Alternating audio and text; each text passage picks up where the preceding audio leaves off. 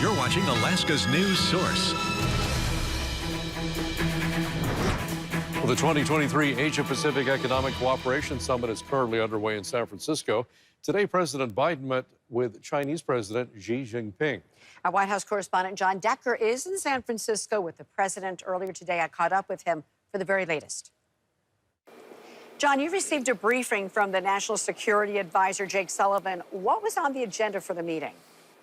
Well, this was a meeting that has lasted several hours. Last year's meeting that President Biden had with President Xi lasted 3 hours. This one being extended over the course of time. And the reason being is because there's so many important issues that President Biden wanted to bring up with his counterpart from China. One, security issues, cyber security issues, trade issues. You know, U.S.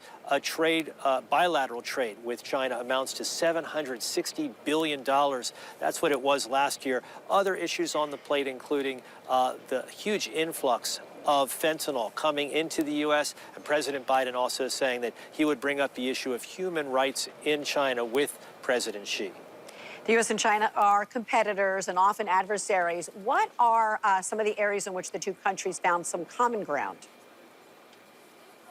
Well, I think there are three issues in particular. One, the climate initiatives that China has partnered with the U.S. on over the course of the past few years. Other issues that the U.S. hopes to have some sort of agreement that President Biden will announce at a press conference right where I am in just a short while has to do with the resumption of military-to-military communications. They ended in last August after then House Speaker Nancy Pelosi visited Taiwan. And lastly, that issue that I mentioned concerning the influx of fentanyl coming into the U.S., President Biden and President Xi saying that they would work out an agreement in which the amount of the chemicals needed to produce fentanyl significantly reduced in China. So those are the big, I think, deliverables that will come out of this particular meeting today.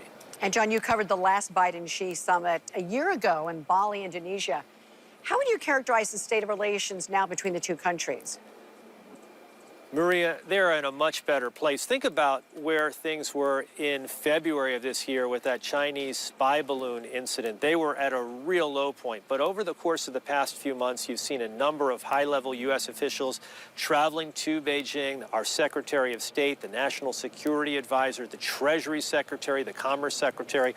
And then in the past 2 weeks, China's foreign minister traveled to Washington. And that has paved the way for this meeting taking place here in California today. What leaders have both said is that they want to stabilize the relationship between the U.S.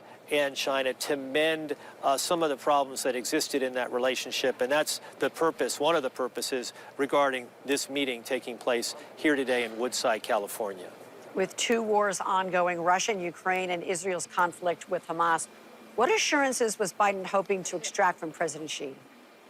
Well, President Biden received an assurance from President Xi last year at the summit that they had in Indonesia on the sidelines of the G20 summit. That had to do with China assuring the U.S. that it would not supply military equipment to Russia as it prosecutes its war against Ukraine. And the National Security Advisor, Jake Sullivan, told me on Monday that China has kept to that commitment. So I think that President Biden will make certain that that assurance, that commitment continues by the Chinese government. In addition to that, as it relates to Israel's war against the terrorist group Hamas in Gaza, what the U.S. wants to make certain is that that war is just contained in Gaza. It doesn't spread throughout the region. This is where China can come into play because of their close relationship with Iran. And what President Biden wants to see is President Xi restrain their partner, Iran, as it relates to what they would like to do, perhaps, which is widen this war beyond where it is right now.